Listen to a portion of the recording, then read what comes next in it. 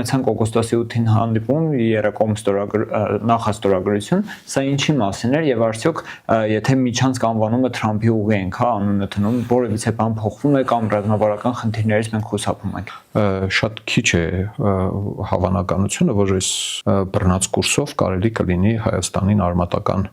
փոփոխություններ բերել։ Ու գալով այն հարցին, թե Թրամփի ճանապարհը Ռուսաստան մի ոդընդեղ է Հայաստանի իշխանության, մի ոդընդեղ է, մի ոդը Շանհայում է եւ այլն։ Հետելված չենք։ Ինձ երբեմն դա հիշեցնում է խաղալիքի խանութ մտած երեխա։ Ձեռը գցում ես խաղալիք, չի կշտանում, չէ՞, երեխան, հա, ինչքան խաղալիք տաս ձեռը,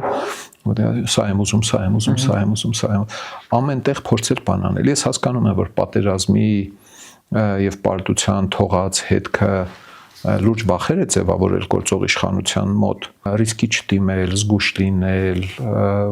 8 անգամ շնորհակալություն հայտնել պարոն Պուտինին, օրինակ ասել, մեր հանդիպումները միշտ շատ հաճելի, սպասված հանդիպումներ են,